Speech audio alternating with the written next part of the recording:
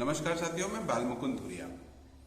इन दिनों इकोनॉमिकल हिस्से में हाहाकार मचा हुआ है। एक विदेशी कंपनी हिडेनबर्ग है, उसकी एक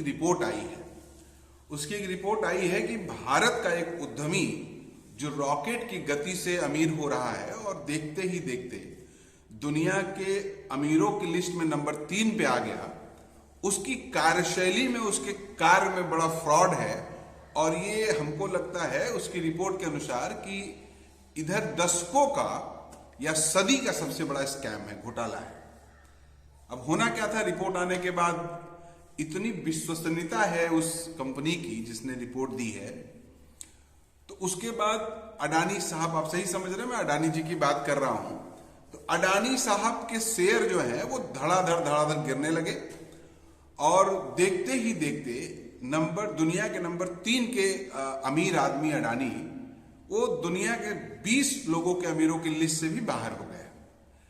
तो इसको शेयर मार्केट में उनका बहुत नुकसान हुआ, अरबों खरबों का। अब अडानी जी के बारे में एक बात है कि उन्होंने SBI से, LIC से या भारत के भीतर जो लोन देने वाली संस्थाएं हैं उनसे जम के उधार लिया है और अपनी कंपनी चला रहे हैं। तो हालांकि हम लोग जो आम लोग हैं ये सब समझते नहीं हैं। इसके लिए मेरी एक राय है। एक पिक्चर आई थी गुरु, हमको लगता है हर्षद मेहता पे बनी थी, अभिषेक बच्चन जी की फिल्म है। उसमें दिखाया है कि कैसे जो पिक्चर का नायक होता है वो बैंकों को ठगता है। तो यहां तो जो इस दौर का नायक है अडानी, उसके दोस्त आला लोग हैं। भारत के यशस्वी प्रधानमंत्री माननीय नरेंद्र मोदी जी उसके लंगोटी हैं, बहुत जबरदस्त दोस्त हैं। अमित शाह जी अडानी जी के दोस्त हैं।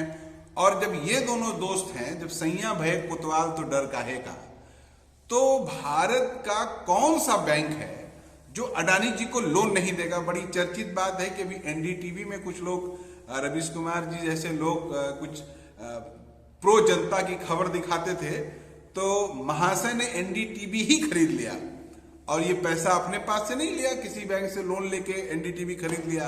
और अडानी जी का ये पूरा खेल अगर समझना है तो आप गुरु पिक्चर देख सकते हैं।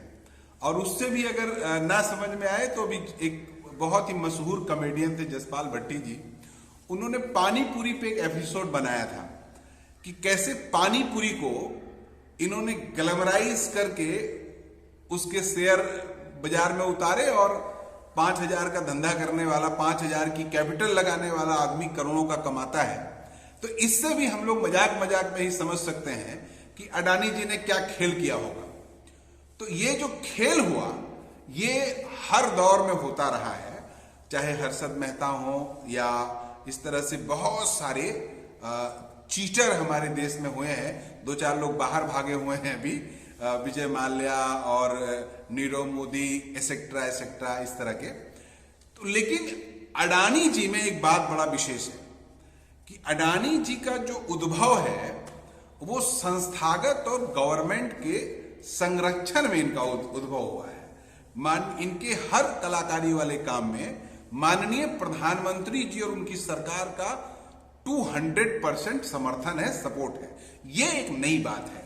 तो जब सरकार ही चाह ले कि हमको देश के कैपिटल स्टोर करने वाली संस्थाओं को डुबोना है और सरकारी संस्थाओं को मटियामेट करके एक पूंजीपति को, हमको जो हमारे साथ घूमता है उसको हम दुनिया का सबसे अमीर पूंजीपति बनाएंगे, तो फिर कोई क्या कर सकता है।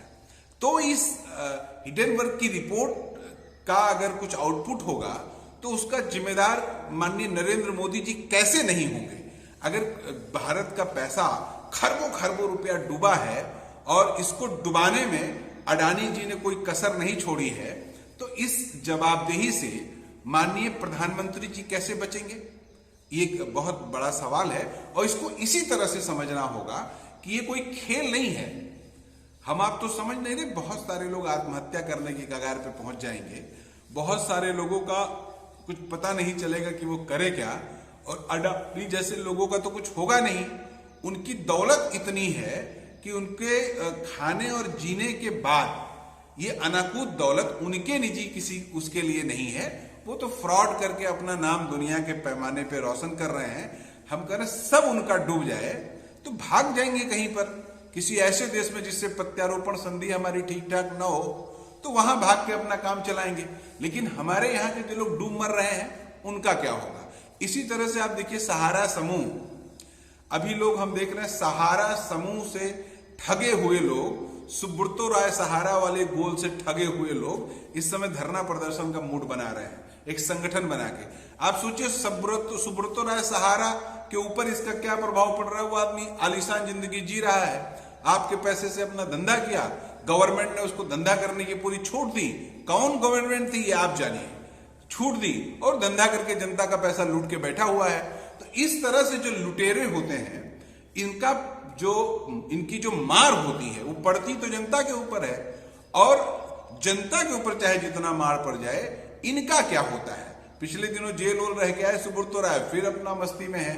तो हमारा कहने का मतलब केवल इतना है कि कोई अडानी, कोई सुब्रतो राय सहारा या जितने भी इस तरह के फ्रॉड करने वाले लोग हैं, ये बिना सरकारी संरक्षण के नहीं कर सकते हैं, सरकारी सपोर्ट के नहीं कर सकते, बिना सरकारी सपोर्ट के नहीं कर सकते हैं।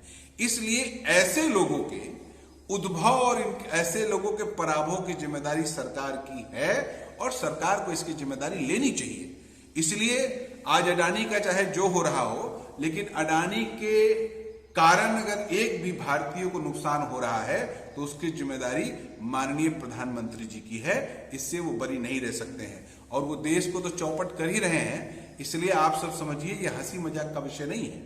जसपाल भट्टी को और अभिषेक बच्चन के पिक्चर को देखिए, लेकिन ये आपकी जिंदगी को डुबोने वाला सवाल है। इसलिए अडानी जी के ऊपर जो हो रहा है, अडानी जी जो भारत के साथ कर रहे हैं, इसके टोटल जिम्मेदार भारत के प्रधानमंत्री जी हैं। उनको अपनी जिम्मेदारी लेनी चाहिए, और अगर वो नहीं लेते हैं तो हमारी महान जनता को उनका इसका खामियाजा, इसका परिणाम देना चाहिए। आप जरा सोचिएगा। नमस्कार।